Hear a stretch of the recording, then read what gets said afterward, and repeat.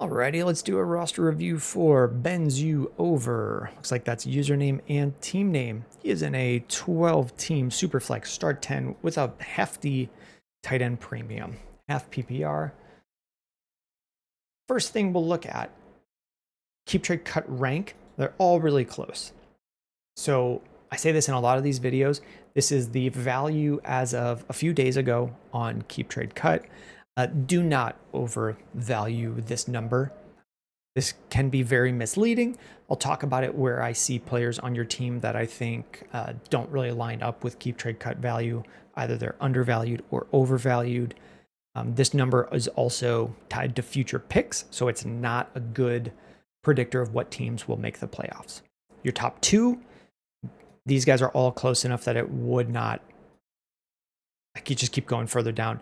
You're all within spitting range of each other. So I don't know that I would feel super confidently just looking at this number and saying you're top two in the league. So let's go position by position and see how we feel about the team. Superflex, you've got Jordan Love, Trevor Lawrence, Daniel Jones, who might get some starts this year, and then Jameis Winston, who could maybe start one or two games.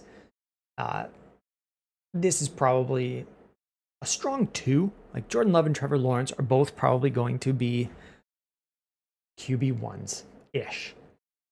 So like what I was talking about with keep trade cut value, Jordan Love rated as QB12 on that site, Trevor Lawrence rated as QB18 on that site. They're interchangeable to me.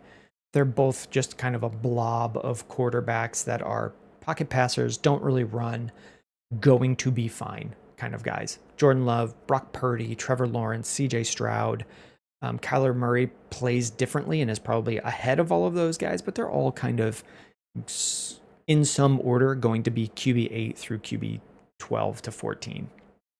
There's probably a couple others that I'm not thinking of right now.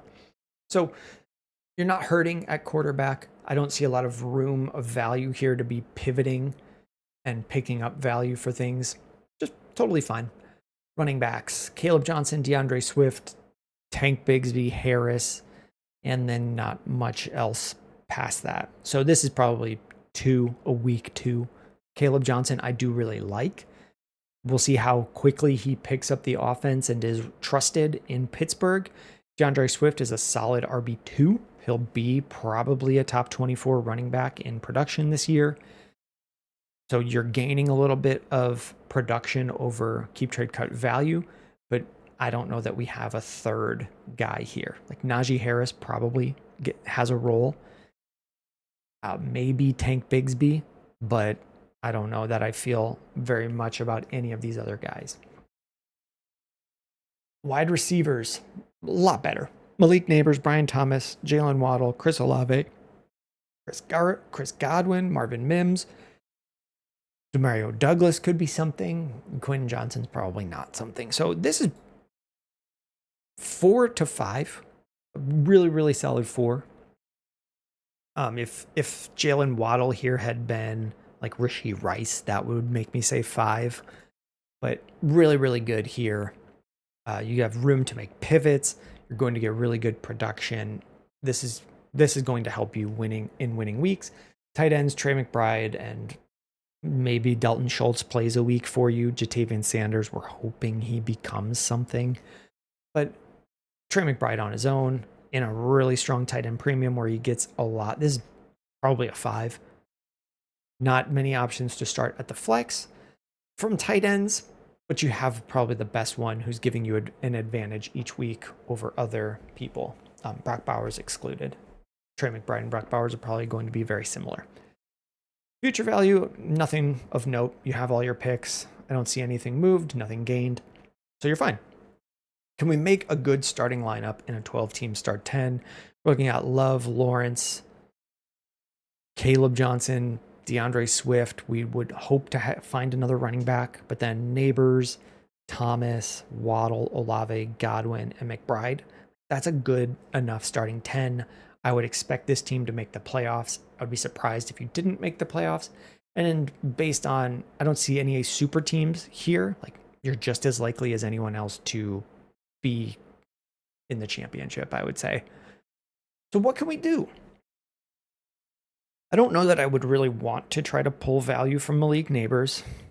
Maybe if someone would, give you a slight down tier on Brian Thomas and you can grab a running back, I would be interested in that. I would be looking to move picks to get running backs. That's probably the first thing I see is you have all this value in your draft picks. You have a clear need at running back. Like, could you move some picks and end up with Alvin Kamara to put you over the edge? Can you go and get an older receiver? I would look if someone is willing to pay you on Chris Olave and let you tier down to Devontae Adams and pick up a significant pick on top of that. That's a move I would look to make because then you can use those picks together to buy someone like Alvin Kamara. You could get, like, I don't know if I've gotten Ken Walker really cheap in some leagues. This guy probably would be looking for picks for Ken Walker and wouldn't take that many. I'd be looking to do that. I mean, this guy's lowest in the league. If he thinks he's tanking this year, I don't know that he does because your league, I mean, this looks like it might have just come out of a startup with how close everyone is. Like, try to find the teams that think they're tanking and grab some of their players for cheap for picks to fill in an extra running back. I don't know that I'm trying heavily to tier up at quarterback. I'd probably just be looking to move picks, grab a running back, and grab some solid veterans. I mentioned Adams. I don't know if I've said Mike Evans for you. Kamara is a good running back veteran. I mentioned Ken Walker's usually pretty cheap. Depending on how people feel about Kyron Williams, you could grab someone like him to just fill in this gap. I don't really want to move Caleb Johnson because I think he's probably a little bit undervalued. I don't know that I would want to be tearing down from Trey McBride. Although if that's what it took to push you over the edge, I would look at tearing down from Trey McBride to George Kittle, where you're losing a lot of the future value, but you're keeping strong production and you're able to get future value elsewhere. Like if I can move from Trey McBride to Kittle or Hawkinson and get a really young running back or up tier at receiver from Chris Godwin. Like if you were going, I have not checked the numbers on this, so plug it into a calculator and add in some things. But if I was doing like Godwin and McBride for Hawkinson and Drake London, again, I don't know if that adds up and lights up the calculator the right way, like add players on top of that. That's something I would consider.